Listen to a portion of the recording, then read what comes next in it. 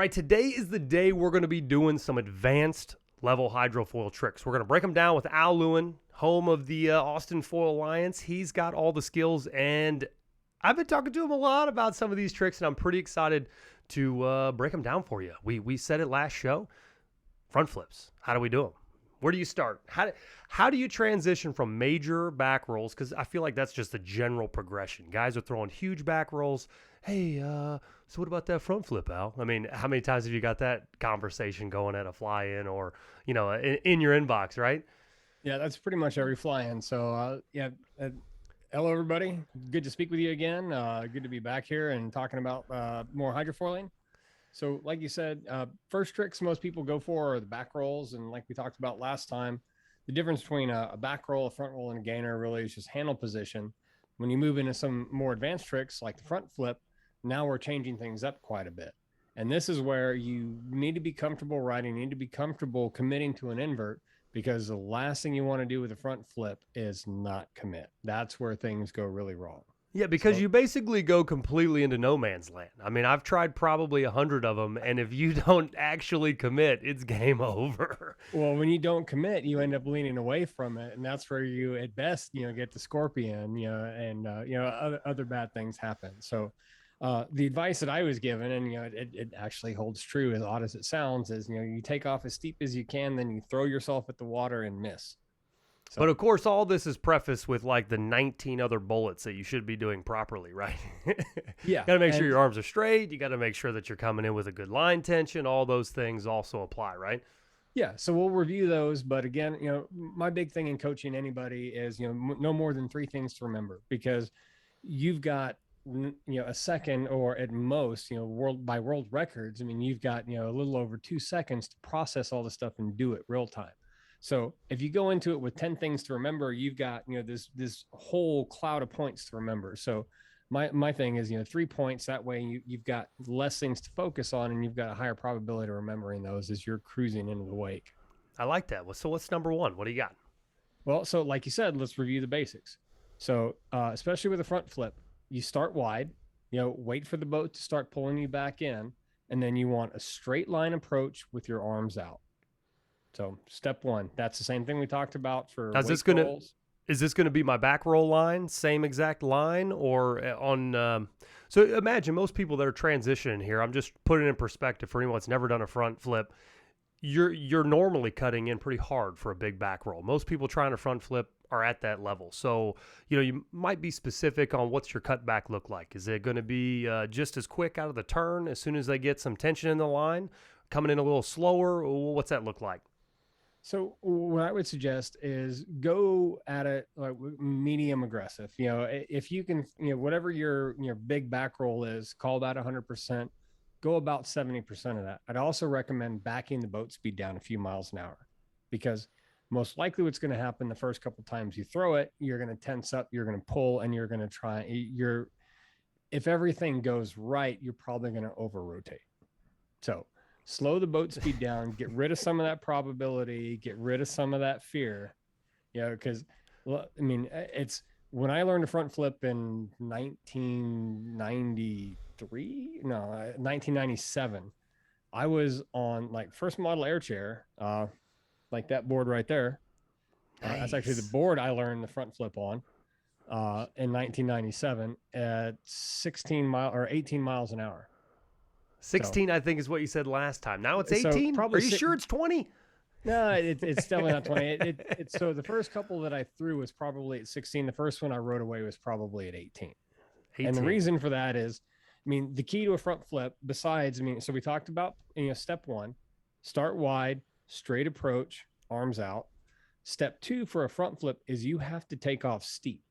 Because remember back whenever you were first learning to jump, and the first thing you would do when you get out of the water is you would kind of lift your arms up, and that ski would start to nosedive. So the front flip is an extreme exaggeration of that. So the steeper you take off, the more that ski naturally wants to pitch forward in the airs, if your arms are out at shoulder level. So, and do you consider that even steeper than a wake jump? You can get some definitely. Pretty big time wake jumps. So when you get there, it's no man's land. You're going forward, right? Absolutely. So, and that's the key. if you look at, videos of me throwing a front flip, or if you look at my handle, I can, mess up all the finish on the handle in less than a ride, just because anytime I throw a front flip, the nose of the board is coming up past the rope. I can remember I have never even landed one, so I don't have a whole lot to go off of, but the instructions that I got were super basic. Get super steep, almost hit the handle on the front of the board, and then you got to flip, put your hand down low. So similar kind of a concept, but that steep takeoff, you can't even under-exaggerate that, because if you don't, Superman doesn't roll. Yeah. So, well, and it's, steep takeoff with your arms at shoulder level. If your arms are down low, you're killing that pitch forward. I mean, it sets it up more like a back roll. Oh, so hands up even with your chest? Is that kind of your general? Level. Okay. So you get your same dip, take off as steep as possible with your arms at shoulder level. I mean, just like when you're jumping and if your arms up high rather than down at your hips, it's going to cause that ski to pitch forward. So when you are loading the line, a traditional dip and load the line, you bring your hands down. Are you not doing that? So, well, in traditional like jump, back roll, anything like that, you're not bringing your hands down. You're letting your hips come up to the handle, and then you're leaving your hands low. So in a front flip, you're deliberately keeping your arms up shoulder level. Okay. So, and you take off steep with your arms shoulder level. And as soon as you clear the water without doing anything, that will snap you in a half of a front flip. So you do zero movement with your hands at that point? You're just basically frozen until it initiates? Yep. So until it initiates, till you're out of the water, I mean, and if you take off steep and if you leave your arms up at shoulder level, you'll feel that snap forward. And at that point, that's your cue to pull into your hip that's closest to the boat and let go with your outside hand and tuck your chin right down in between your collarbones. And then I'm assuming you have to hold a shoulder or something. You've got to continue keeping your line. Is there anything you're looking for, like shooting for the outside of the boat, trying to maintain a cut? Like, what are some indications that you're going to roll or stay on axis? What are those pieces of it? So for that, I mean, it's similar to a back roll. I mean, we talked about, before, like whenever you're doing wake tricks, I mean, you're thinking about making a continuous cut across the wake. You're not squaring up to the boat or anything like that. For a front flip, it's especially true because you have to resist that boat pulling you over. So what I do and how I teach people is look at the opposite shoreline and keep your eyes over there. So whenever you take off, you're looking at the opposite shoreline, and then you take off steep, and then you pull and then bring that handle to your inside hip. And with that handle at your inside hip, it keeps you from getting pulled off axis. So I know that you see lots of different videos of styles of what you're doing with your hands in that first initial pull. Is it a down to your hip or straight? I'm assuming there's two different front flips. As many videos as I've seen, it seems like there's a little bit of a different tactic with your hand. Correct me if I'm wrong, but what is this first feeling like? Because I remember very vividly, it's like a car crash. Anytime you're learning these tricks, I swear it's literally like flipping your car over. You remember every millisecond of a terrible crash, right? And when you get super steep, you've got all that line tension in your hand. It starts to pull you over on your face. And whatever you do in that first initial tug, or if you will, the first pull, it seems like it has drastically different, what happens afterwards is either good or bad. So at that moment, when you get to the crest, you've got your peak. Which angle of the pull are you doing? Are you pulling directly to your hip? You pull towards your chest line and then put it in your pocket? What are you doing with your hands? So, and the front flip's a little different than other tricks in that you have a lot of line load all the way on the way up. And where people tend to really kind of go wrong with it is when they go to re-grab the handle. And that's when, if you watch videos, a lot of people will take off straight. Then when they go to re-grab, they pitch over. So on takeoff, even though, there's lots of different styles, one thing that's common is steep takeoff, arms out, shoulder level, because with that, that automatically sets the front flip. So from there, if you look at somebody like Tori Narins, Tori's really odd because he throws his front flip with two hands on. So, but he's still, pulling in kind of, keeping the handle in the center of his body. So that fixes his rotation. Pretty much everybody else, you'll see them, steep takeoff, arms out, shoulder level, pull straight in, and then the handle goes down. So when you get upside down in no man's land, that was one thing that I really struggled with, is you didn't really know where you were, right? You've never completed the trick, so you didn't know where you were. Is there any indication of like when you should be trying to get this handle back in your lap, or is it, how do you slow it down? That over rotation factor, like how do you get from smashing your face or under rotating because you're trying to correct the over rotation. Where's that sweet spot, or where is the piece of it that you kind of put it all together to actually land it? So this is the next step. So we've talked about, the approach, straight arms, arms out, straight approach to the wake. Step 2, the takeoff, steep takeoff, arms out, shoulder level, and then pulling in after you clear the water. So as you start coming around, now we're step 3, completing the trick and setting up for landing. So what I do if I'm throwing tucked front flips, and this is when you learn front flips, layout front flips are very cool, and layout front flips are actually necessary to start slowing down the rotation whenever you really start boosting them. But when you're learning them, you're going to be throwing them tucked. And the way to start figuring out your timing there is, front flip is actually about 2/3 front flip. And then after you make it 2/3 of the way around, what you're doing is you're leaving your shoulders back and letting your lower body start to drop away from you. And the way you start seeing that landing and getting the timing for that is looking through your armpit. So, okay, so when you're rolling around and there's going to be a boat down there, right? Is that what you mean? You spot the boat and that's when you kind of start untucking? So, right. So you come up, you're pitching over. And at that point, if you're tucked here, you'll have some visibility like under your armpit, whichever armpit is closest to the boat. So whether you have your handle here, or if you're really, so I'm doing this because I'm used to throwing them kind of laid out, and that's a different kind of approach for landing. So let me redo that, talking about you're taking off kind of tucked. So you would come into the wake, take off steep, arms out, shoulder level, pull in here, and I'm looking down kind of across my inside hip. And that's where I'm spotting the horizon. Is when I see that I'm starting to kind of rotate over, what I'm doing is starting to let my shoulders stay back and let my lower body drop away from me. And that just slows the rotation down. So the board hits the water. And at that point, you're landing just like you would anything else.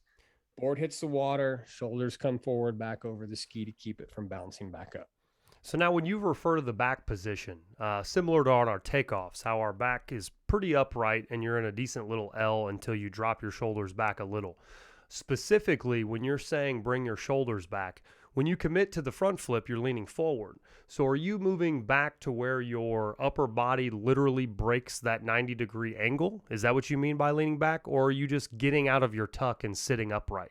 So as your upper body starts coming back up to vertical, and that's where you'll start to see your landing. What you're doing is you're kind of just maintaining your upper body at that vertical and opening up to let your lower body drop away from you. So you're pretty much, sorry, go ahead. So, and keeping those shoulders back, you're starting to open up and slow your moment of inertia, which slows the rotation down. And that allows the ski to drop in rather than just smashing through the water. And that's, doing that slows the rotation down, prevents the over rotation. Now, do you feel that sensation even when you're going these super slow speeds when you're down to 18 in that initial first couple flips, or is it kind of the first couple you're going to be completely in the white? And I think that's true for 99% of the people that ride and go out and throw a new trick. You get all this stuff in your mind and you approach the wake. The best thing you can do is commit to doing it, and then at least get the takeoff, the approach and the takeoff right. And from there, once you realize you can come around and you're not just going to annihilate yourself, then you can start kind of, processing things a little bit more in the air and start looking for that landing and starting to keep your shoulders back, as they're starting to come in. But that shoulders back position, that's universal. It's not just for big air, slowing them down. You're going to basically be doing that to finish the trick regardless of speed. When you start getting your wherewithal, you know where you're at. That's how you slow it down to actually land, correct? So from a tuck front flip, yes. You'll keep those shoulders back, and that's pretty universal. Now, when you start laying them out, that's a different story, because when you're laying them out, whenever I'm really throwing a big laid out front flip, I'm really not pulling on my arms at all. I'm setting that all on takeoff, and then I'm actually pushing on my feet, and I'm keeping my shoulders up to slow the rotation down, because these are the ones that go really big. And at that point, you have to just basically gauge the horizon, feel how it's pitching over, and then time your landing from there, because the landing on the laid out front is blind. And that's just because you've loaded the line so much in the front half to get so high that pretty much you're on a one-way ticket, and then that's the way it's going to end up. Like, why is the laid out version of it necessary? You literally have to just try to put on the brakes, or is it just for style? It's pretty much to put on the brakes. Yeah. So you're taking off steep enough that you're really not doing anything except for just giving a little push on your feet just to let it pitch up behind you. That's insane. That makes me have the sweats. Well, it's so I it takes a while to get there, for yeah. most people. I was told I got a comment on Facebook on how to do a front one time, and I was told to make sure that I'm using my feet. And oh boy, did I was tucking, I was doing the things, and then I did the more things, and I probably did a full 1.5 and landed on my face. I mean, it was that was the beginning of the neck stuff. And how fast were you going at that point? I had a 60-foot rope and was going 23. I was really close at 22, and then, 23, I'm going to make it because it's faster, and that didn't work. Yep. Drop the speed, take off steeper. So when you're doing this, would you recommend someone that's never done a front flip, gets the concept, has pretty good body awareness? Would you say to do an air front or a wake front still going to be a little bit easier?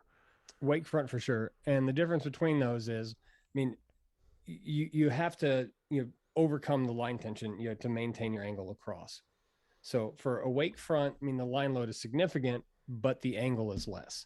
As you travel across both wakes and then throw a front flip, it's real easy to pitch back towards the boat. So you get sideways, or you just have a funky angle? Which do you mean by that? You turn back towards the boat, which tends to put the foil over the rope as you're coming back around.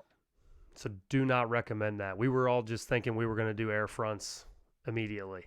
So the way that I would suggest learning an air front is go out on whatever side you want to throw the air front on and take a 5-foot cut, like from outside the wake, just a slow cut, and then just throw it. I learned to throw air fronts from a single spot. Interesting. Those are all so sketchy. The rope is just right there. Is there any tips to make sure you don't catch the rope? Is there anything that just get your arm out wide, or is it the exact same pocket? Well, it's not get your arm out wide, and we'll get to this. We'll expand on this point here in a minute, but arm out wide tends to torque your body a lot more. Arm close to your body fixes your center rotation. So especially when you're throwing an air front, steep takeoff, and then you're pulling, in and then to your inside hip, and it has to be pinned on your inside hip. If your arm is out here, you're going to get torqued. So you make a good point. We probably ought to go through that. You've seen dozens and dozens and dozens of videos. You've coached guys. That's what you're great at. What are some major things that you see nearly all the time? Here's top 3 things you're doing wrong. I see it in the video all the time. Make sure you don't do this. Sure. So first one is wanting to throw a back roll. You take off steep, and then you go to throw it, you pull in, and then you start looking somewhere like that. And that tends to flatten the rotation or make it corkscrew. So please, back up, 15 steps, get a trick release, get a buddy that's confident on the pin before you start throwing fronts. And that means that you're going to pull a rope if someone gets tangled up, just so anybody doesn't know. Yeah, absolutely. So trick release is key for learning fronts. At minimum, have a cinch release, have a bullet release, have some sort of automatic release, but even better, have somebody with a manual release who can let the rope out before you even hit the water. So yeah, for sure. Getting confused and throwing a back roll is pretty natural the first time you throw a front flip, because it is an entirely different rotation. So if you're used to throwing back rolls, as soon as you get in the air, you're going to want to do that, even if you take off perfectly right. So again, steep takeoff, and concentrate on just putting your chin in the center of your chest as you take off. What's the angle of pull from the hands? Is it going to be just directly straight? So after you steep takeoff, arms out straight will get you at least half a front flip, because that's going to cause that ski to snap forward abruptly. So after you clear the water and you feel that pop in the line, then you're pulling straight into your shoulders. And so I pull straight into my shoulders and then just pivot my hand down to my inside hip. And you just glue it there until you come around and you can see the boat? So a lot of times I land my front flips with one hand on, just because that's the way that the axis is fixed.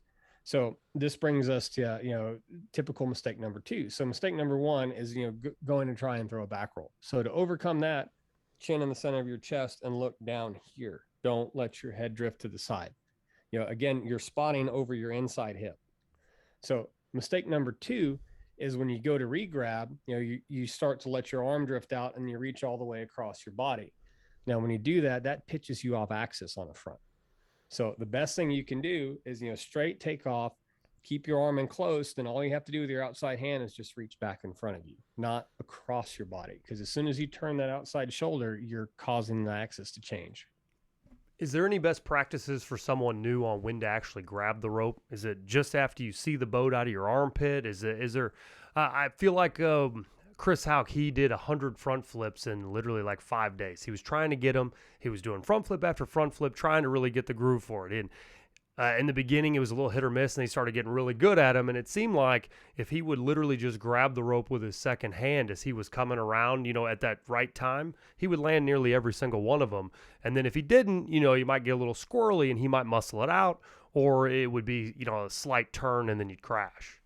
And that, I think, people develop their own style there. Like some people like Chris, grab as they're coming back around, it's still like, because with a front flip, the line load is very, very heavy until the peak of the rotation. And after that point, it kind of drops off until you land. Right. So anytime after that, you can kind of go for the handle, depending on, where you typically hold your handle. Like I said, Tori Narens is, an extreme example the other way, where he has his both hands on the entire time he's throwing the front flip. Yeah, I don't know how he does that. I've seen video of that. I don't know how he got it to rotate. I don't know. Yeah, he throws them big though, and he throws them clean. So yeah. What about this other squirrely arm? You get this one out here and it starts doing crazy stuff sometimes. I've noticed, and you see some video footage of people attempting front flips. It goes all over the place. Is there any general rule of that thing, or just keep it close? Well, that's my style right there. Yeah. Again, watch my videos of me throwing big fronts. I mean, whether they're laid out or not. I mean, usually, you'll see my arm kind of come around like after I'm in the water, and then my second hand comes on before the rope kind of comes really tight again. Is it your sail? Because you're up there so high, it helps guide you down? No, it just looks cool. No, honestly, it's just kind of like how I developed doing fronts.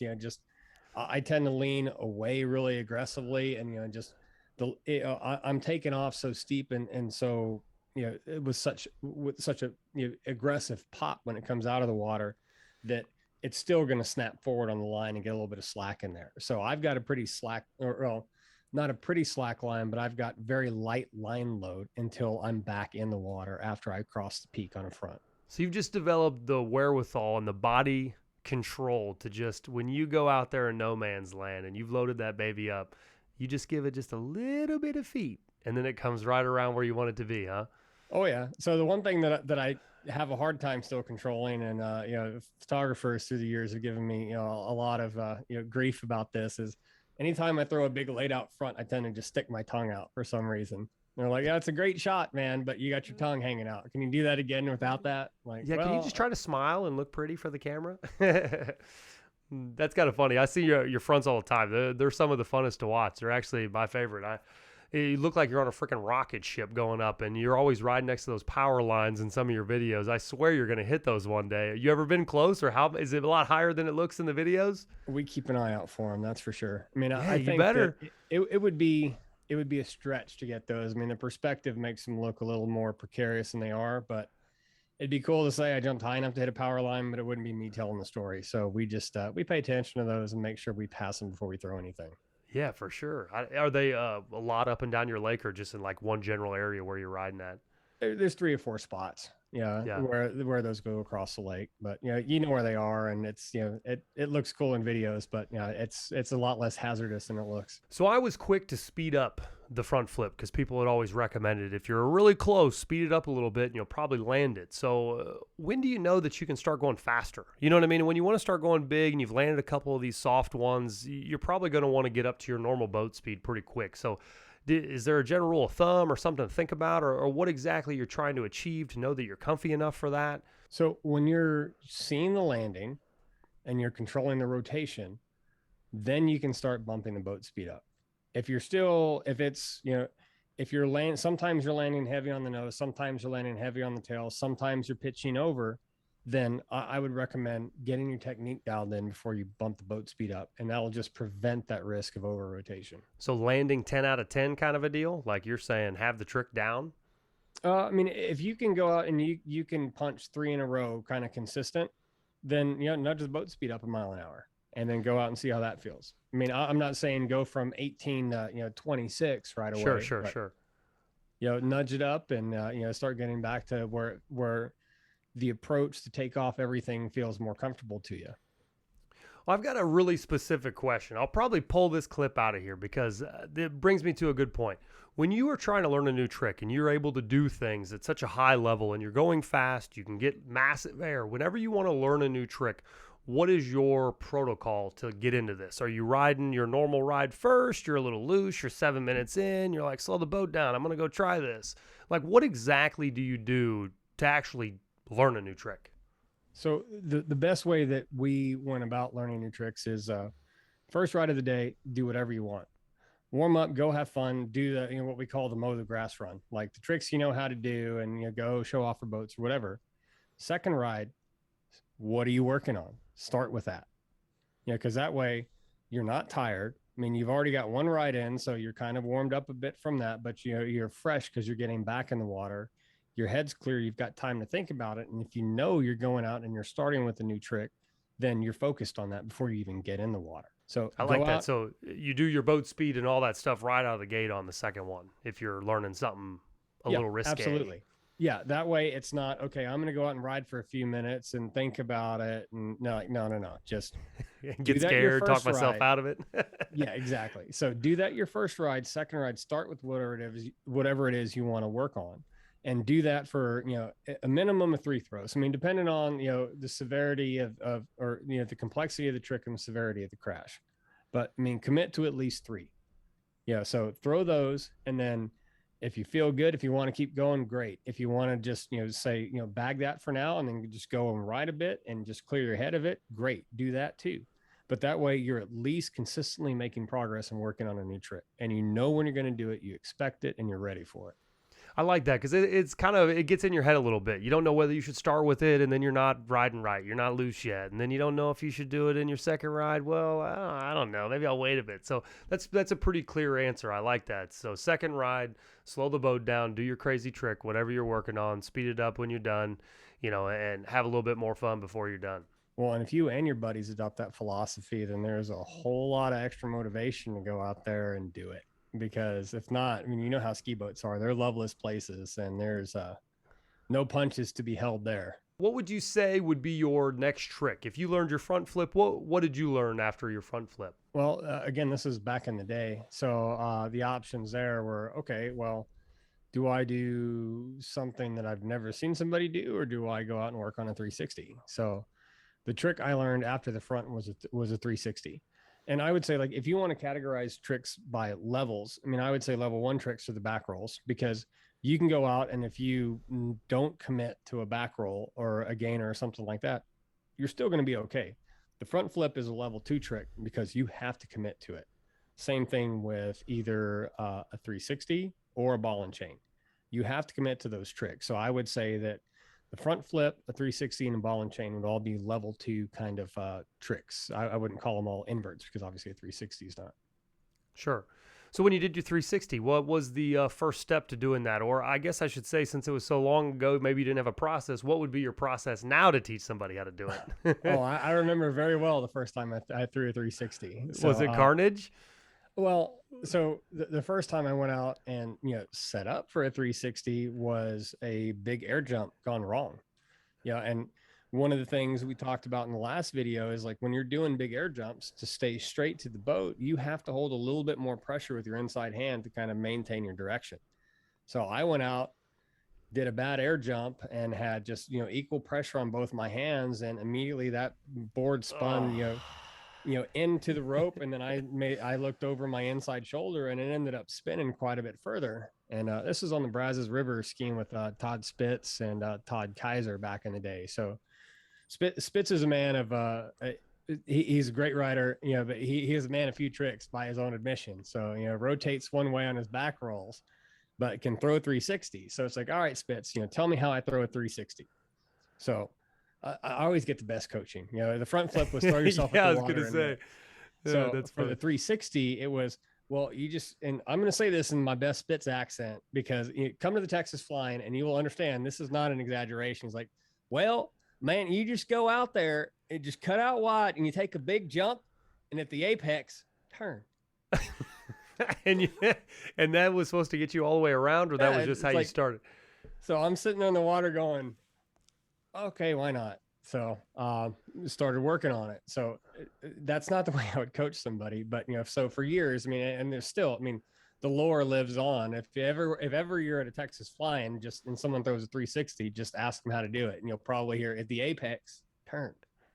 So I can't only imagine, because I've done like shifties a lot. So when you're thinking about a shifty, I don't know that would really get me to just do a 360 by turning more. You know what I mean? But that is the foundation. So that's how I start people learning the 360 is you just go out and take an easier cut out wide, just jump and keep equal pressure on your hands. And as soon as you do and you take off, you'll feel that board turn and the nose of the board will face down the line.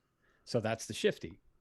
Right. So from there, I mean, the continuation of that to get to a 360 is you jump, drift, and let it do that shifty. And then you start looking over your inside shoulder. And what you're doing is you're pulling your hand in, but you're thinking more about pulling your butt up to the handle. What you're not doing is throwing your shoulders into it to get it to rotate. So just by pulling that outside hand and pulling your butt up to the handle, you get a nice flat rotation around. So the angle is not shoulder level. You're kind of sort of trying to pull to your butt. Is your arm literally dropping, or are you suggesting it's kind of like you're trying to bring everything to it, like similar to loading the line when you jump? Well, so like when you load the line and jump, I mean, as you come up, I mean, your hands are dropping, your hips are coming up to the handle. Right. So same thing with the 360. I mean, as you jump, your hands are naturally kind of dropping down low towards your hip, and then you're just pulling your butt to the handle. Because if you think about that, then what it helps to kind of prevent you trying to like turn your shoulders to bring the handle to your butt. So there's no initiation out of the head or anything. You let the rope initiate the shifty. Yes. And then you literally are pulling towards your butt, and then voila. Pretty much. So if you watch somebody like, I mean, Gino Yockler throws, I mean, he throws hellaciously big 360s. And obviously, I mean, one of the other two guys, I mean, the top three I would say for 360s would be Gino Yockler, Jake Bradley, and Tyler Narrance. I mean, they all throw just huge and super smooth 360s. And if you watch them, especially Gino and Jake, I mean, they're like, they take off on an extreme angle and really use that to whip that ski in. And they'll be making eye contact with the boat while the board spins past the line. So they do that and just let that whole thing drift. And then they're just barely turning their head and the handle pass is more of an afterthought because they've just got such a good whip going in. Now, do you have to have big air, I would assume, to weight like that? Or is it just that they've loaded the line and the shifty was so intense that it created it? Yeah, that's exactly what's going on. It's just a more intense line load. So to learn it, I mean, and again, I mean, you watch somebody like you watch me throw a front flip and go, well, that's how I need to throw a front flip. Like, no. Do not go out and try and learn a front flip by pushing on your feet and pulling on your hands, because you know how that goes. So yeah. So painful. It's learn the trick, learn the movement, then start applying more power, and that kind of changes the way it changes the dynamic of the takeoff, and it changes the way the trick looks a bit. And that's true for fronts, back rolls, spins, whatever. So paint the end of that. Let's say we're going out to the right side of the boat. We launch forward, right? You're launching straight up to get your good pop at your slower speeds, 18, 19 or something like that. You've loaded the line. You've got equal hand pressure. It pulls you in as a shifty. And then as you get there, you want to pull your hand towards your butt. When is the handle exchange? What does that look like? How does the end of it kind of transpire?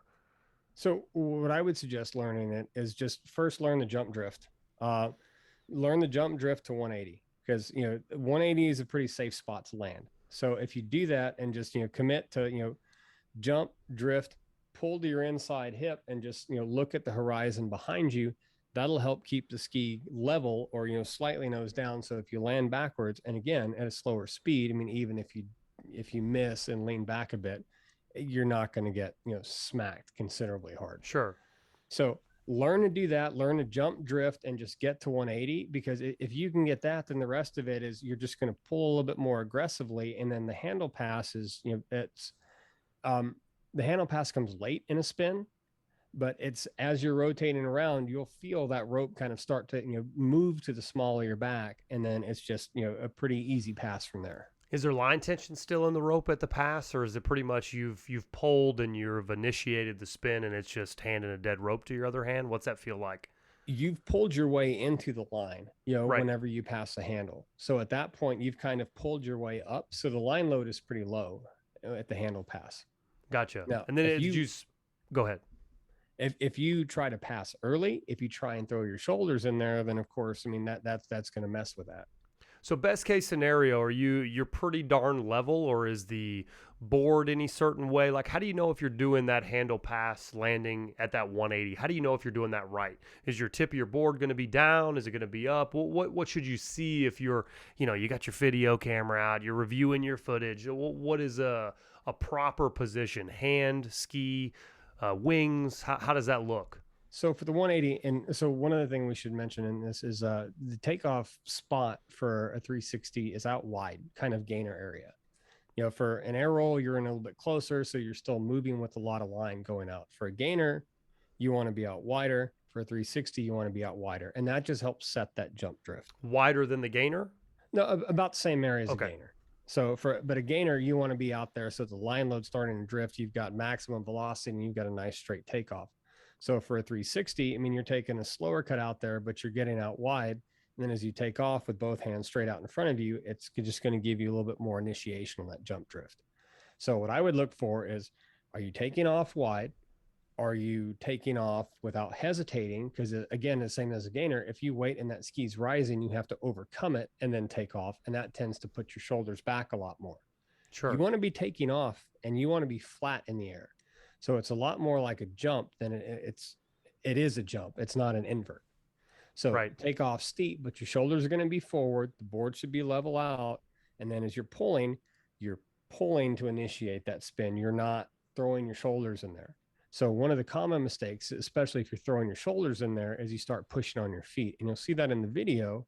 And that's where, the nose of the board really dips down drastically. And that's fine for a 180, but what you want to do is get it so that you're landing a bit more level on that 180, because if you continue that rotation for a full 360 pushed on your feet, you're going to push the foil right back into the rope. Okay, so when you do the air jump portion of it, are you lifting your knees, or you're just kind of getting that good pop and then try not to initiate any foot pressure? Which, does that make sense? Like, when you do a good air jump, if you pull your knees up a little bit, you're going to kind of balance yourself if you've got really good pop. Are you still trying to do that, or do you get the pop and then you kind of turn the bottom half off, if you will? So get the good pop, but then bring your shoulders forward to level it out. Okay. And so then as you come around go to make a big air jump, right? I mean, you cut out, you take a good dip, you lift with your knees, and then you're bringing your shoulders forward, because if you don't, you're just going to be, super nose high in the air. And then when you come around, you actually want to land wings level, board level to the water. That's the end game, right? You're trying to land at that 180 position pretty level with the water. So think about the axis for a 360 like this. I mean, if you take off, the takeoff is a lot more like a jump than it is an invert. You can take off with your knees to kind of get a good pop up, but then you're going to bring your shoulders forward to kind of level it out. Now, anytime you're jumping on a hydrofoil, I mean, you're never going to be dead level, because if you land like that, you're just going to, pocket the wings and then bounce off the water. So you always want to land with a little bit of nose up. Same thing for a 360. I mean, you're taking off, you're lifting with your knees, and you're bringing your shoulders forward to kind of level it out. And what that does is that sets a good axis for your rotation, because if you take off here, you're actually rotating that 360 around this axis. So that would be like the point of your board would be down when you land in that 180 position. So this is the 180 position. So if you're throwing that trick right, you take off with a little bit of nose up, you spin around in 180, and now the nose of your board is down, the wings are back behind you. This is a safe landing area for the 180. This is also a good axis because the foil is pointing down away from your handle, which is up here. So when you're ready, you finish that 360 and you land kind of on that same axis. Now, if you take off and you're thinking, if you wait too long, which causes you to take off steeper, if you're thinking invert and you're really taking off steep, now the issue is you rotate around. Now you've got that foil sticking out here, which is, looking for your rope. So this is not where you want to be. So it's literally air jump style jump. You're just trying to load the line, get a good steep takeoff, but do not do any types of crazy Right. extra. So, and I would say you want to get, a good pop on your takeoff. I wouldn't call it a super steep takeoff because you're bringing those shoulders forward to kind of level out your nose altitude. Gotcha. So then we say we've landed a bunch of those. When do you know that you're ready to make the handle pass? Just when it feels pretty nonchalant. These are pretty easy. Landing backwards every time. This is pretty easy. Well, it's, so again, if you can go out and you can stick 3 in a row consistently. Oh yeah. So Good rule you're of thumb. jumping, drifting past the rope, just lightly pulling to that hip. And, so the other tip that I would say is, I mentioned earlier, kind of, look for the horizon behind you. And what that does is it helps keeps your chin up, and that keeps you from pitching the shoulder down. So jump, drift, chin up, lightly pulling to your inside hip. And then when you can land about 3 in a row, just 180, then what you're going to do is you're going to do the exact same thing, but rather than just pulling to the side of your hip, you're going to pull to the small of your back, and that's where you're going to do that handle pass. Nice. Is it right around your belt or is it high in your back? What's that line like in your back area? So I would say just above your board shorts. Okay. And then come back around. There it is. Land it because you know how to land. Yeah, Well, basically, so I mean, the landing from it is very similar to a jump when you throw it right. So things to look for is if you're landing like way off kilter, you're dropping the shoulder. So typically you'll land kind of leaning towards the boat because you're throwing your inside shoulder down to initiate the rotation. So key is, pull to that outside hip and get a nice flat, even rotation, and keep your chin up, look for the horizon behind you.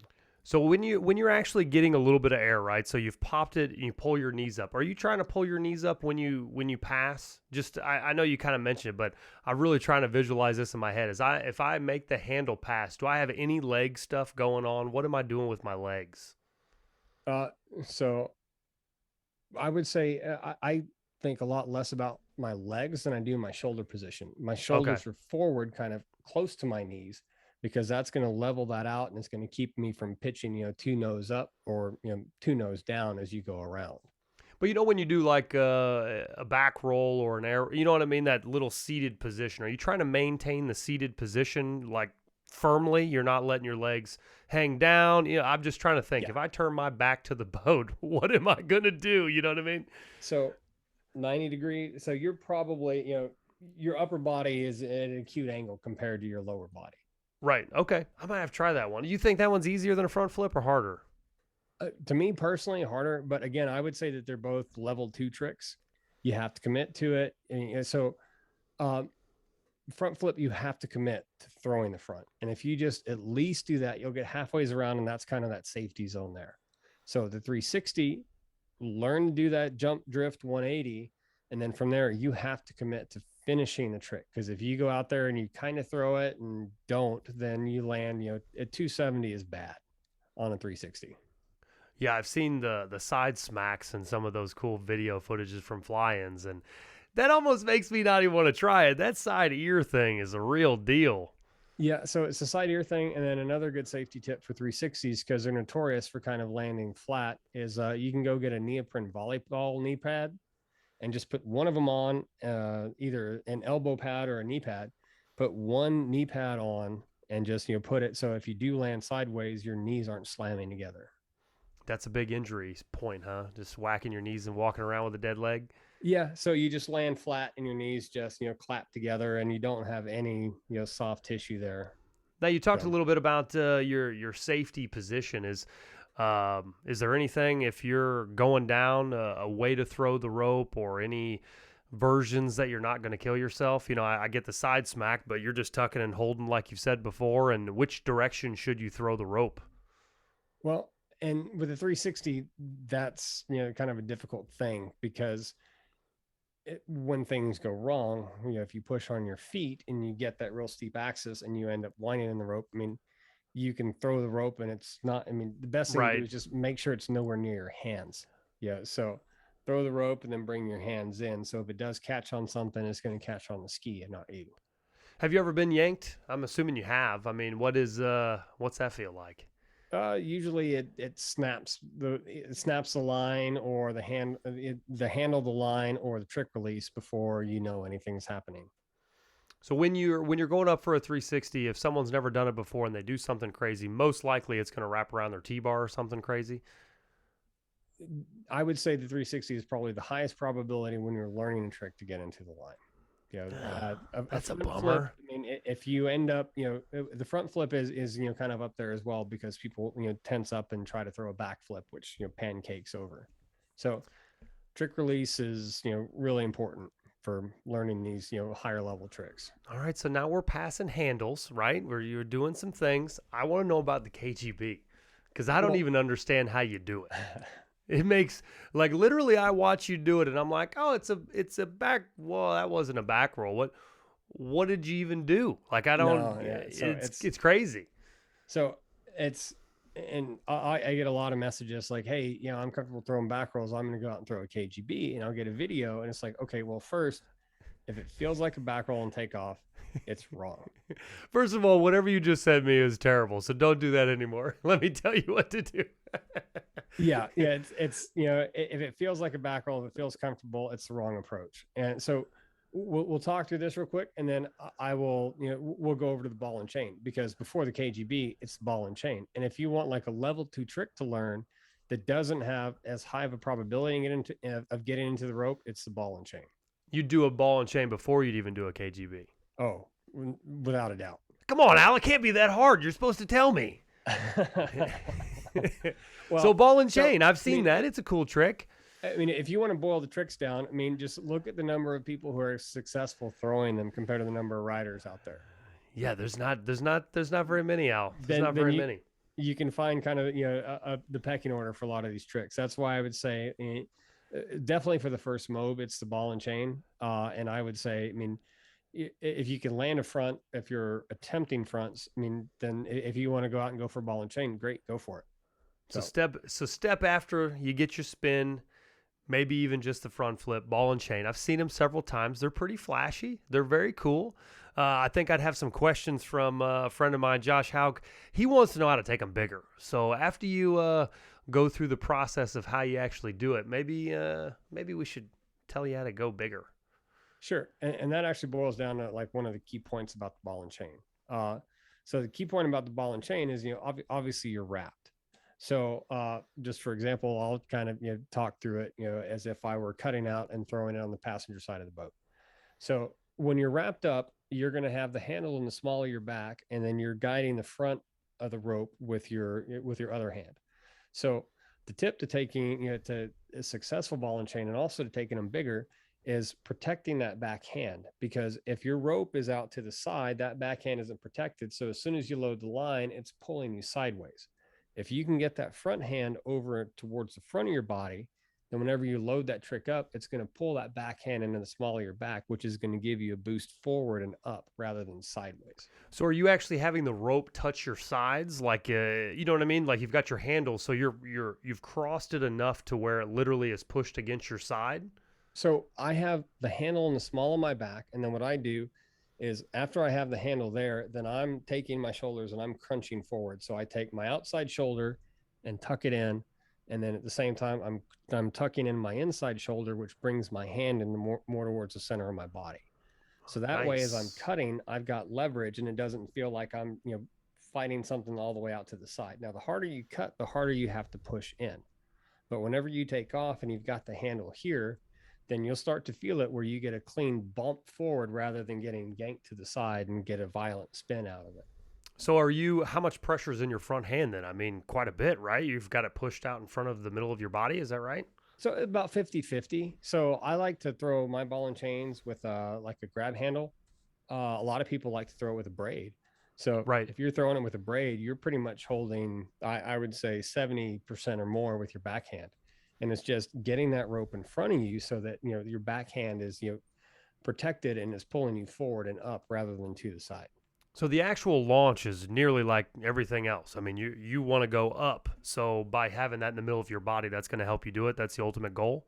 Yeah. So that's how you take it up. But now, so that's step one with the ball and chain is, getting that, your shoulders locked in and getting that rope in front of you. So that way, whenever you do take off, you're not getting ripped to the side. So step two is where we get, a little bit of a difference from a back roll, because with a back roll, I mean, you kind of drop your shoulders back and then chase with your knees. for any mode, even for a glide. I mean, the secret to those is you have to stay tucked. So rather than really throwing it a lot with your shoulders, you're throwing a lot more with your knees. So as you come up, you're staying tucked. Because on a ball and chain, especially if you let your shoulders drop well back away from you, you can't keep your hand pulled into the small of your back if your shoulders are moving way back. You open up, you get torqued, or you end up doing a smoke and mirrors where the handle kind of comes over your head and you just throw a back roll. Interesting. I've heard about those, but I've never actually seen someone do it before. Where I've heard that people have turned them into that, but I've never witnessed it. So that would be pretty crazy to see. Yeah, usually it's a ball and chain gone wrong. Gotcha.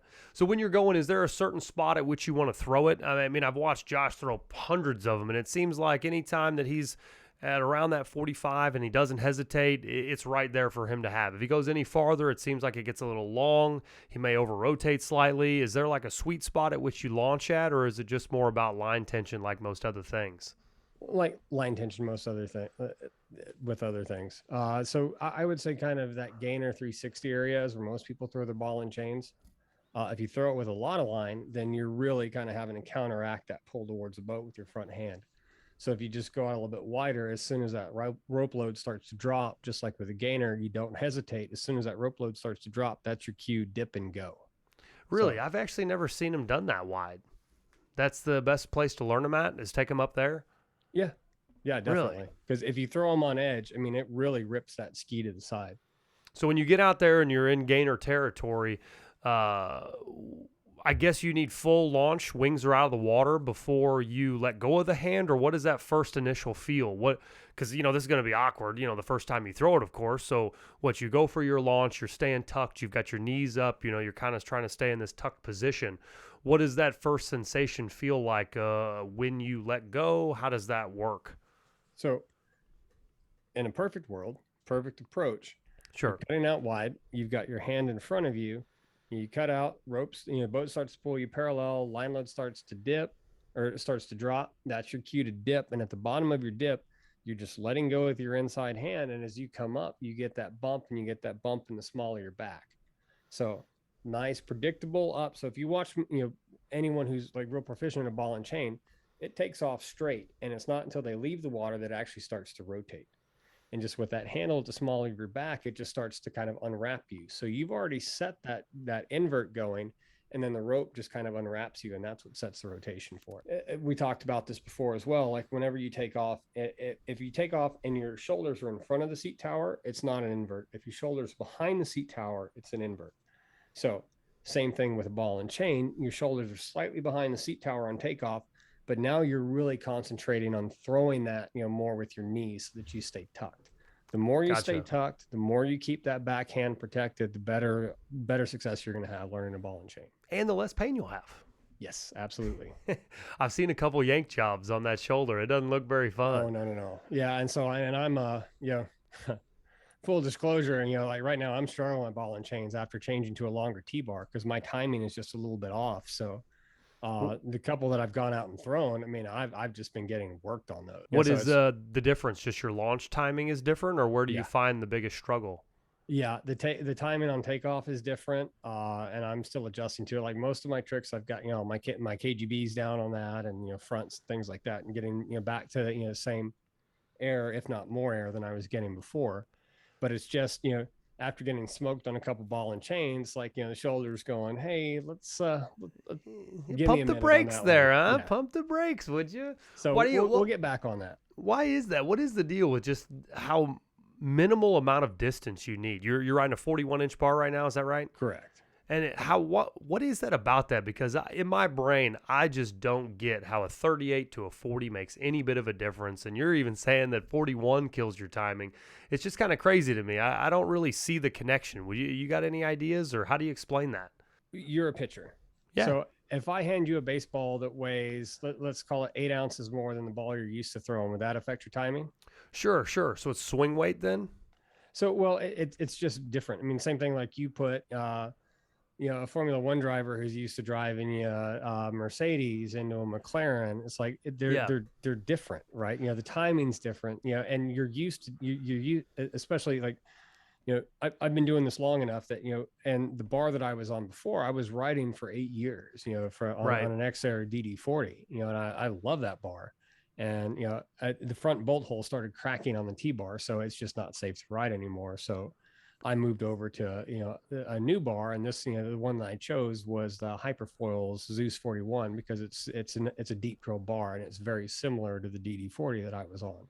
Right. But that 1 inch just gives me just a split second difference on the timing on takeoff. So my launch angle is different. I'm not leaving the water when I think I should. So all the stuff that's usually on autopilot, as far as, okay, this is when I move, this is when I'm expecting this, I just have to adjust that little bit to it. So, and I've made that transition on most of my tricks, but the ball and chain, I haven't yet. Yeah, I can relate. I transitioned from a 38 to a 40, and to be honest, I just couldn't really figure out what was so different. I knew I was terrible. I knew I couldn't time a jump. I knew, but you know what I mean, though? Just like thinking about how it comes out of the water, just 2 inches doesn't even seem like it should be a factor, but it changes absolutely everything you do. It's just kind of crazy. I don't understand the physics of how 2 inches makes your launch time and every movement in your body feel like you got to start all the way over. Well, Trevor, no matter what they tell you, 2 inches does make a difference. I heard that before. So you like to ride a 41 inch. Were you wanting to get into a 41, or just that's kind of what came out and yours was cracked, so you wanted a similar bar? I wanted a similar bar. 41, what was available. So it's the latest, from Heinrich, and Heinrich is the mastermind behind the DD40. So I went with that. Have you been regretting it, or I don't mean, hear me out. Are you feeling the frustration of like, I hate relearning this stuff? Well, there's some of that, but I mean, knowing that, the investment, I'm making an investment in the next, 8 years or more, I'm going to be riding. So sure. It's, we did, and you'll hear this. I mean, anybody who will speak with you candidly about, the foil industry, there is no perfect T-bar. Everyone's had issues tuning T-bars. I mean, be that, Skyski, be that Air Chair, be that, X-Air, be that, Samson, anybody who's made T-bar has had issues with them. So I hope that it can get turned around a little bit, just because unfortunately you just wish it was just you could mass produce them very easily, because when all these surfer guys come over here, I'm really thinking, it's just so much fun to be on a hydrofoil. If you love it in a surf setting, you are going to love it in a sit-down setting. And if you have mass amounts of people coming to transition to the sport, man, I just wish these things would work perfect, you know what I mean? But when you get one right, boy, you can fly. Yep. And so I think with, money investment, bigger, growth potential in sit foiling, you'll start to see bars, better manufacturing processes that will make bars a lot more repeatable, or better testing at manufacturing that will make bars more repeatable. But right now, just with the size of the market for sit foiling, it's just cost prohibitive. And even like with the surf foils that are largely all carbon, there's still issues. I mean, you'll get, by and large, they all ride the same, but a foil that rides good for, person A, person B will go, I hate it. It's the worst thing I've ever been on. But it rides great. It's just, some of it's style, some of it's, just personal preference. It's pretty crazy. I don't, I can remember the first time I ever rode the hydrofoil, and I couldn't stop giggling like a small schoolgirl. So any version of floating through the air like the Silver Surfer, I'm into. So, I don't know, though. You're beating around the bush about this KGB now. I want to know about it. The first thing to learn about a KGB is the takeoff is not a back roll. If it feels like a back roll, then you're taking off wrong. And this is a key to the KGB. So I throw my KGB on the driver's side of the boat. So I'll demonstrate, kind of with my hands that way. So when you throw a back roll, you take off and the nose of the board is moving away from the boat and around in a back roll. So a KGB, if you watch closely, when you take off, the nose of the board is still moving out, but the back of the board starts to move up and out faster. So it's almost like you're getting washed out. Is that what you mean by that? Well, so instead of going, wrong word. Yeah, instead of going this way, the back of the board starts to move up faster. And that is the key, because you can go out and you can huck it with a back roll, and then you can just wait and pull, and you get tons of slack in there, and you'll cut tons of ropes. Trust me, been there, done that. I took notes. So Yeah. So when you're taking off, what is the differences in the hands and the way you're loading the line? How do you accomplish that? So the way that you set that spin on takeoff, and if you set that spin correct on takeoff, especially throwing an air KGB, a lot of times whenever I'm really boosting them, I'm parking my hand where it needs to be, and the line pretty much does the rest. And that position is, we talked about with the ball and chain, and this is, again, any mob, you're really trying to throw a back flip with your knees. You're not letting your shoulders open up really far back. You're not trying to take off super, super steep. You're trying to get as much kick as you can by yanking your knees up. So you do that. And then immediately as you're leaving the water, what I'm doing is I'm dropping my inside hand to my inside hip, having my eyes follow my inside hand. My outside hand comes up and by my ear. So if you Which do one's the that, rope in? so outside hand. So outside hand with the rope, handle goes up and out, eyes and shoulders go in and down. And what that does is that starts that motion coming up like this. And the way, I mean, I struggle with this for so long. So my tactile feedback was as soon as I would take off, I would hit my inner hip and, put my eyes there, and I would take the handle and I would bounce it off my helmet. So I knew that it was up by my ear. So doing that sets that rotation and it gets the back of that board kind of drifting up faster than the nose. So if you do that similar to a 360, you can basically go up and park it there and you will come down 180 on a KGB Really? in a safe zone. So the way you feel though is you initiated no backflip. You more or less, it's like a BNC in a sense where you're just loading the knees up heavy. You get launched. You just do that simple motion. Yeah, you're trying to throw an invert with your knees. So Gotcha. but staying tucked, because if you open up, then everything's moving in different directions. So you have to stay tucked. So it's throwing an invert just by lifting your knees. Then outside hand goes up and out, and that kind of sets that rotation and gets that trick starting to spin properly. When do you know when to pass? Well, this is where everybody struggles because you sit there and you wait and you wait and you wait and you think you're going to die. And then you wait a little longer and then you feel this little bump when the rope comes, tight again. And that's your cue. And from there, what you're doing is you're pulling from your outside ear all the way down your inside hip. And that finishes the rotation and lifts the nose of the board back up. So don't let it take it. You want to take the slack, or you know what I mean? You want the tension to stay here and then put it there? Or can you let the boat have it at all, or is that disaster?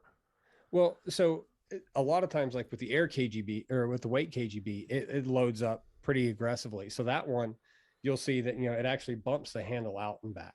So it's okay to do that. But when that bump comes, you have to be up and out because that's what changes the direction of the trick.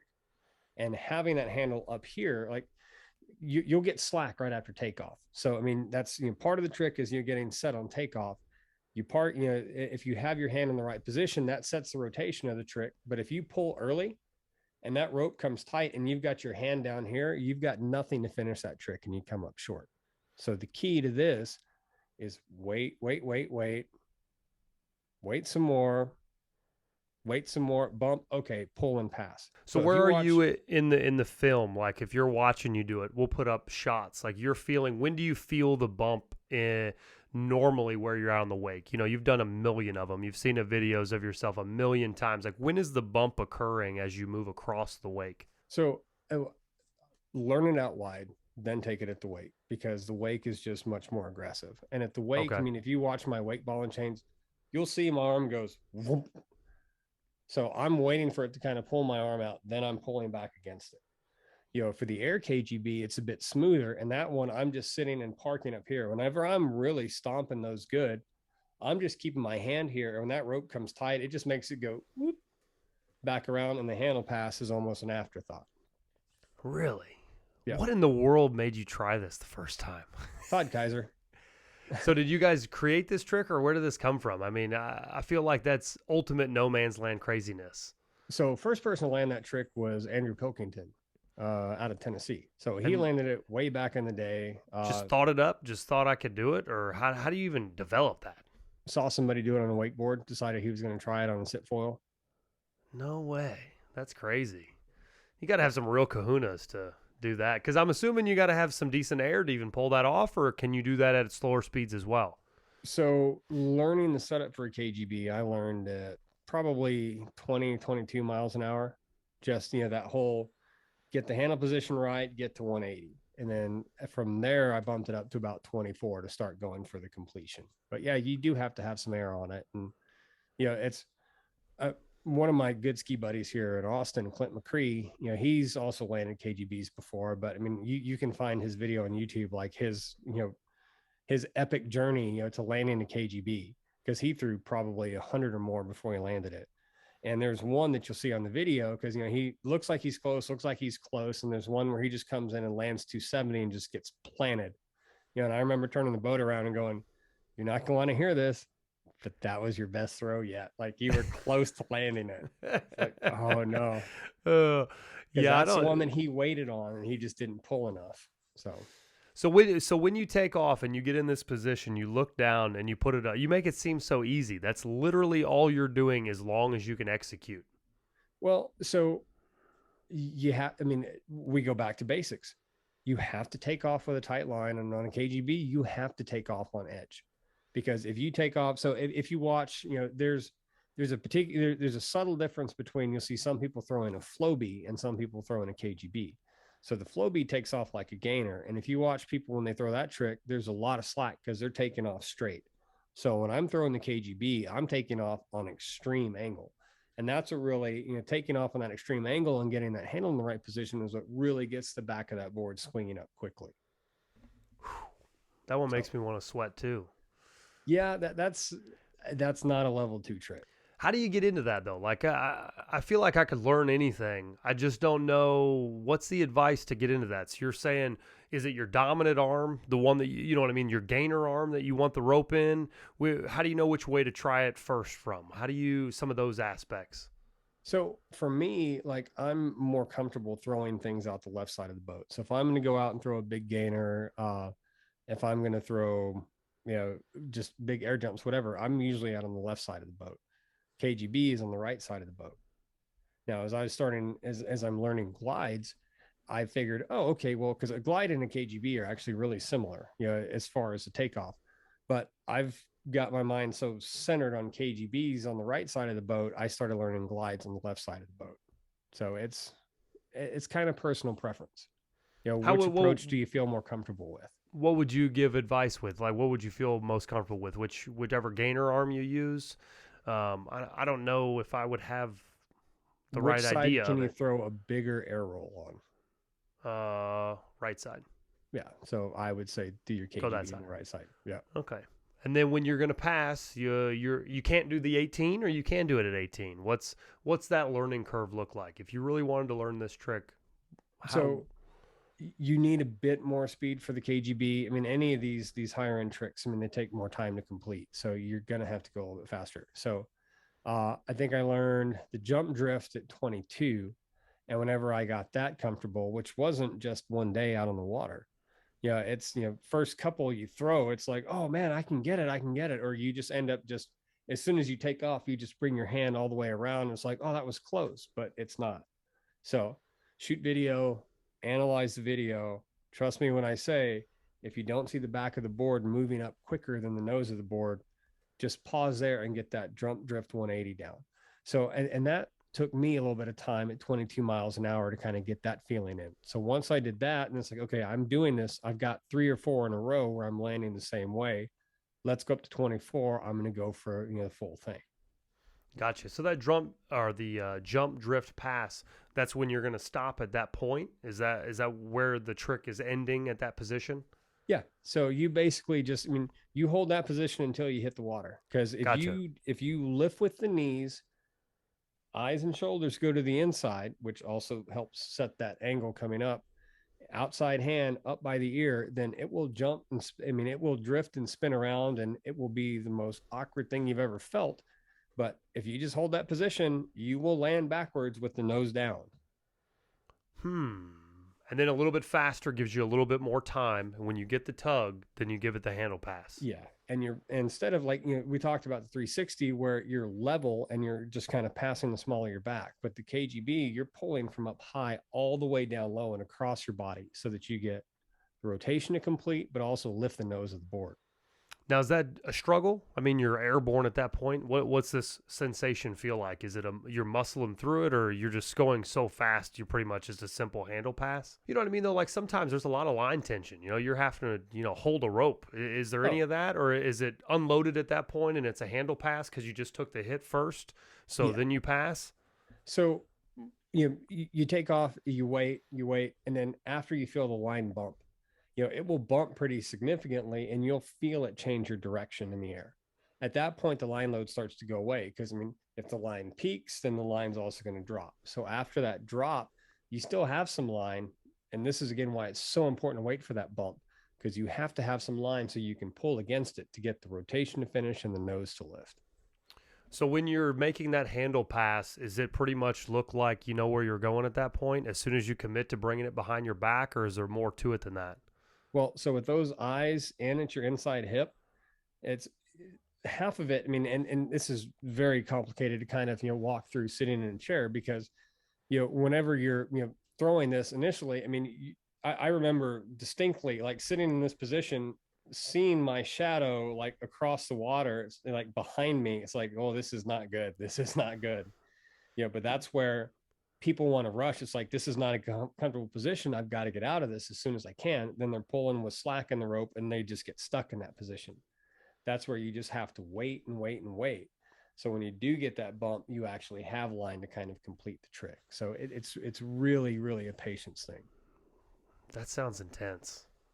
I mean, I could literally think of, when you do big gainers on that funky sun day, that you can see the shadow. I know what you're talking about. That would be terrifying because you're in such a vulnerable position at that point. I mean, ooh, it gives me goosebumps. Think about that. That's crazy. You can see your way through most of the KGB, but a lot of it you're seeing yourself, backwards traveling through the air. But I mean, you've kind of got your eyes on the landing already, even when you're backwards and upside down. Interesting. That's crazy. So you're learning the glide as well now, or you already got that one in the bag? No, I don't have that one in the bag. So, and this is one that it's 5 years ago. We had a great group of guys. We would ski, we would train, we would ride hard, push each other all the time. But life circumstances kind of change things. So most of the time when we go out now, it's myself, my wife, and then more new people to hydrofoiling. So we don't have like that core training group. And the glide, I mean, I've landed 2 glides and I've separated a rib twice learning that trick. Oh, so it's really easy on the body. Yeah, that's good. Yeah, so, but that's another one of those, like and so I've been told, once you learn the gliding, you understand the motion, it's a pretty forgiving trick. Learning it though is a different story. And it's another one of those patience tricks. You have to let it extend out. You have to let it change direction and start coming back on its own. You cannot rush that trick. So for me, so it requires a good amount of air then. Yes. Yeah. So that's another one. It does require some air because it has to extend out. It has to change directions. And once it starts coming back on its own, then you can pull the handle down to get and lift the nose. I either pull early and come up short and lawn dart in, or I end up pitching into a front flip. So it's kind of crazy that all these advanced level tricks, why do they all have to require patience? You know what I mean, though? Like that's a sick joke, isn't it? Oh, why don't you jump higher than you probably should? Because you're probably doing most every trick too high. And then what we want you to do is you're going to just wait a little longer. And then when you think you're going to die, there's going to be a point in there where the rope comes back to you all in this magical way. And then that's when you do the trick. It's pretty spooky. Yeah. So, and, to that point, I mean, if you want to see some really interesting videos, don't look at the KGBs that are, that I throw that are, 2 stories high and, smooth as butter. Watch the ones that are like, not to toot my own horn or anything. No, watch the ones that are 5 foot off the deck. You want to talk about patience? Because I mean, I've landed some KGBs that are, I mean, just ridiculously low. And even then, I mean, it's slack. But I mean, if you watch, I'm just parked backwards waiting for that rope to come in. And sometimes it's, right as the wings are hitting the water, I mean, that rope comes tight and I'm just ripping that thing backwards just to get it to spin around. The worst thing you can do is just let go, because then you just get slapped. I couldn't imagine. How many times do you think you got to throw a KGB to get it? Honestly, for most people, probably going to have to take how many attempts to get it? That's a real hard one to quantify. I've seen some people land them pretty quick, at least their first one or two, and then they don't throw them anymore because they had, just struggle bus after that. Me and like Clint, my buddy Clint, I think he probably threw, he's got the exact count, over 100 before he rode one away. And for me, I just know it was about 6 months and probably 24 handles that I cut before I started getting them successfully. Are you damaging all your wings or any of your equipment, or just ruining handles? Oh yeah. So my problem initially on the KGB is I was taking off like a back roll. So I would take off, and then, you can pull and you can yank the crap out of the handle and get it to spin the other direction. But you just have to pull so aggressively that you get so much slack in the line. And if you land short, then it just scoops forward and it comes straight up into the rope. Did you find that your BNC or just that mob mentality of using your legs helped you? Like what connected the dots there for you? The two things you can not overdo on a mob is, one, you can't over tuck. And two, you can't lift too hard with your knees. So, really? Yeah, because that gives you the good air and that keeps you compact. And if you have to be compact for a mob to kind of move together. Now that angle, you kind of mentioned that earlier on any mob. Is it basically the same when you're going to rotate? You're just trying to keep your chest slightly in front of that tower. It's, if you watch closely, and ball and chains, I think Gino's kind of an exception. Gino tends to kind of open up, but on landing, on takeoff, pretty much anybody who's throwing mobs, they're very close. Their upper body is very close to their knees. And I would say their knees are closer to their upper body, if you want to give it kind of an altitude. I see what you mean. It's the other way around. Yeah. Your legs are the thing doing it, not here. Yeah. I got you. That's kind of cool. The BNC, I've seen that done quite a bit just from Josh. And I think that's probably in the wheelhouse. But I always just worried about my shoulder. I've already got some grinding stuff going on from baseball and other things I've done in my life. And I always kind of wondered what that would feel like on my shoulder over time. Do you have any shoulder kind of injuries that come in, or are you just doing the form right, it goes away? No, I've got fragments in both rotator cuffs. And if I move the wrong way, it sounds like Rice Krispies. That's just, But 30 years of doing this stuff, I can still put my hands over my heads. I'm not going to be doing handstand push-ups very well, but I'm still. Yeah, you got to get your jobs in. Get your little 5-pound soup cans, get them rotators going. Yeah, I feel like as I get older, all I do is keep working out to not hurt. That's about the only thing it's good for. The biggest thing that I've had to deal with is compartment syndrome in my shoulders. Yeah, and a lot of that was just getting yanked around and out of position. Just started to kind of pinch off some stuff, and I had some numbness. So, and for that, it's just a lot of kind of posterior moves, just to make sure that my shoulders and the strength behind me it stays active. So to that extent, I use a lot of resistance band, just kind of doing quick flicks, just to kind of build those quick twitch muscles in the back of my shoulders, just to kind of keep things in place, and that helps with those aggressive pops on landings. Do you do all that kind of neck loading stuff where you're tucking your chin and all those kinds of things to kind of decompress your neck area? So the neck is another thing that, after a good weekend of riding, I can feel a little bit of stiffness there. So, massage, chiropractor, good reputable chiropractor, good massage therapy, good massage therapist, and neck decompression. So I've got just like a resistance band and a occipital, cradle that I'll just kind of lay and just kind of stretch my neck a bit a couple times a week. So what gets you out of bed in the morning for this sport anymore? Are you you've got some goals? I guess you want to get the glide, or are these rib things getting in your way? You're going to leave that alone, or you got a next step, or just enjoying it?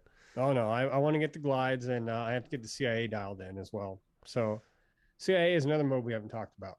So that's the front roll / spin, right? Is that how that works? Right? Yeah. So it's basically a crow mob on a wakeboard. So it is, and that one is, we've talked about the front roll and kind of how it's tough to get a big pop on a front roll. Right. So now imagine doing that and putting a handle pass 360 on top of it.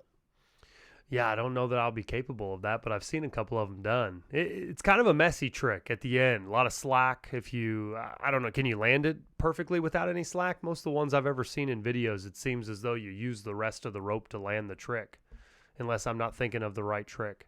So no, the very much true for most people who throw. Well, most people. I mean, there's I think myself, Tori Narens, Tyler Narens, and Mark Rubinski are the only people who've landed a CIA. So of those, the three of us, me, Tori, and Ty, we tend to take off very straight, and then we're landing about in the center of the wake. Mark Rubinski is throwing it wake to wake, and he just has solid line the whole time. I mean, it's impressive the way he throws that trick. What does he do different? Do you have it pinpointed what he's doing different? I haven't studied it enough, honestly, to tell you the difference. But I mean, I think he's just like whenever I'm coming in, I'm actually, pretty much hitting the wake to change direction. So I'm throwing it straight towards the boat. I think he's taking off more like a traditional front roll where he's moving his hands to the inside. So he continues that momentum across the wake. But that just puts so much torque on your shoulders, and trying to kind of hold that in position is, that one, I mean, it's kind of the same thing. You take off and you've got your hand up here, but then that trick wants to really pull kind of behind you. And if you let your hand get away too far behind you, then you just can't finish the rotation on that trick. So how does that work? You come in like you're going to do a front roll. You have good line tension. You could do a backflip, right? I'm with you to that point. And then what's the next step? So front roll in, you come in into the wake and basically, tag the wake, and you're taking off straight. And then as you're coming up, you let go with your outside hand. So as you're throwing that, as you're throwing that invert, it tends to pitch you over. And then at the top, you start to kind of corkscrew over. And at that point, then it's more, you're not using the rope so much to complete the rotation as you've already kind of set it going. And it's just a small little bump to get it to finish. But that one, I mean, you have to be here whenever that rope kind of comes tight, and then it will just pivot around that point. If your arm is out here, then it starts to pull you backwards and kind of kills the rotation. So it's almost like a gainer at the wake then, like you're but tucked, super tucked. Yeah, a gainer at the wake, but going the wrong direction, so it causes you to flip over and spin. So if you're So, coming in if I'm on the boat looking and I'm coming in this way, so I would be front roll, left hip is where I'd be doing my front roll. My left hand is the one, my inside hand is the one that I'm going to be holding on with, or you're saying yeah. it's the outs? Yes. So you'd be coming in, you would dip, and then as soon as you're coming up, I mean, load with both hands on so you get a big takeoff, but then you're letting go with your outside hand, and that's going to throw you up and over. And then you'd be holding here, and whenever it does bump, you're kind of pulling forward and down just to get it that little bit of finish. But for the most part, it's just really, really key to have that handling close to you so it rotates about that point rather than letting it get away from you where it stalls the rotation. What's the disaster in this particular trick? You get spun around if you open up and then you land on the rope, or what No, kind of? for the most part, it's either you get just, pancaked on your side, or you just, nosedive and find Nemo.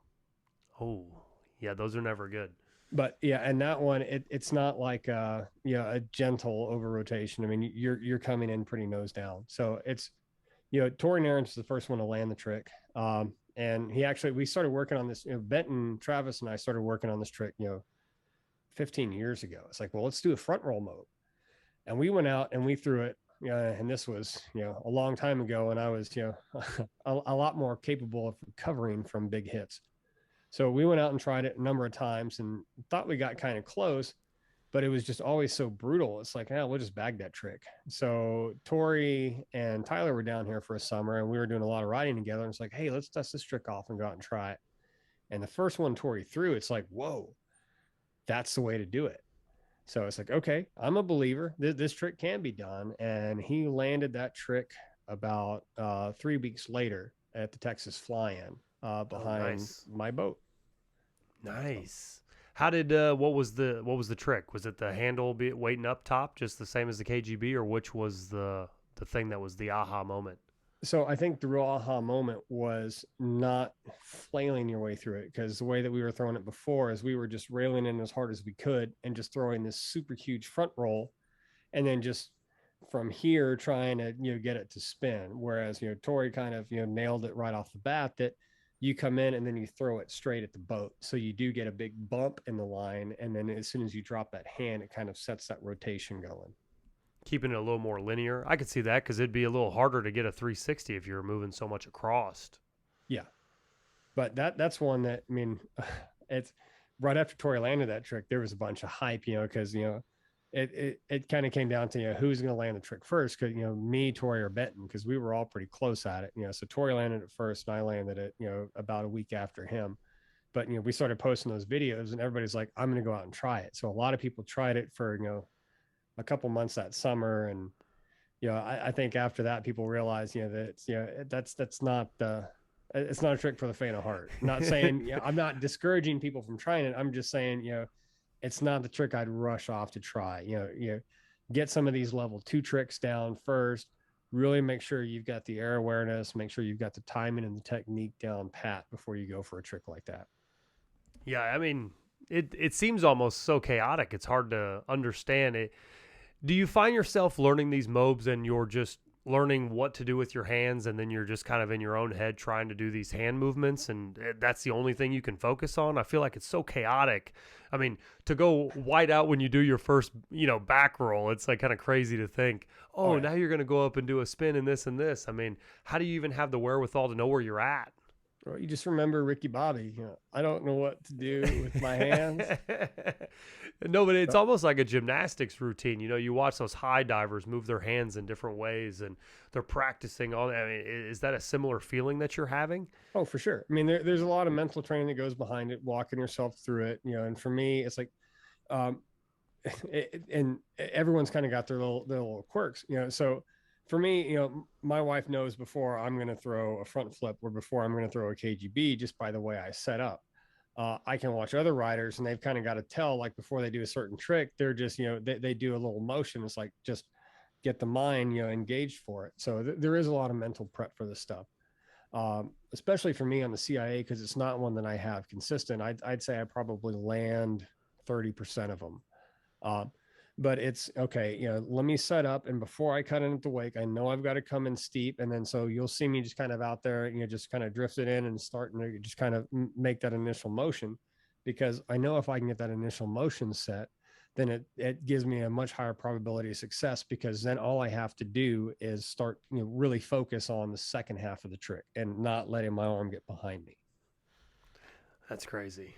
Yeah. Because it's, again, 3 things, right? Because if you've got, it's there's the target, there's the bullseye that you're trying to hit. So if you've got 3 points around that bullseye, you can focus on 1 or 2 of those, and you can start getting those closer. Even if you forget about this third one that you need, you get these a little closer, then you can bring this point in.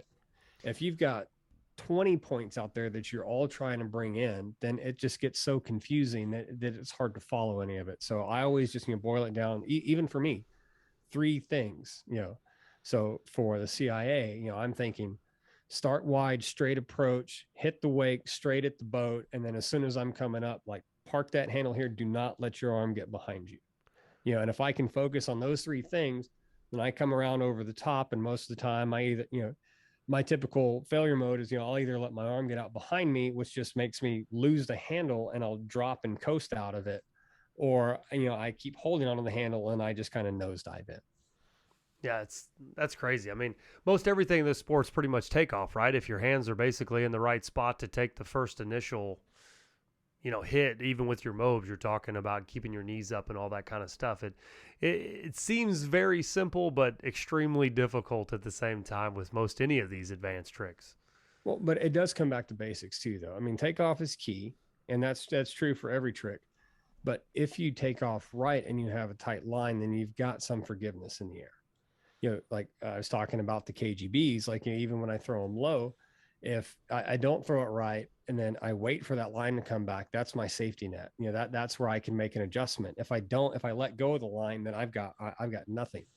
The same thing like with a front flip. I mean, the video that I just posted, the release popped, on the way up. It's like, right, there's nothing you can do. Like, if you take off with a decent line on a front flip, like, you can use that rope to correct your rotation. You can use that rope to kind of, maintain your axis, things like that. So even on the bigger tricks.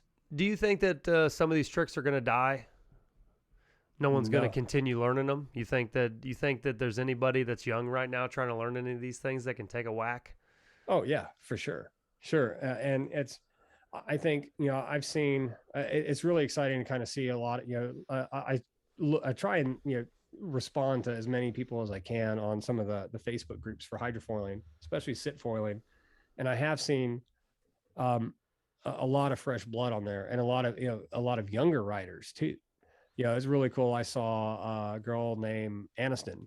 She's 15-year-old girl, and she's starting to work on inverts. It's like, oh, that's awesome. Yeah. I mean, that's the fresh blood we need in the sport. That's right.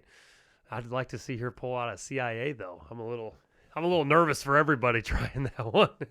Yeah, well, and I think that there are younger riders out there that are really kind of coming up. They're asking good questions. How do I get bigger air? I'm already doing A, B, and C. How do I get there?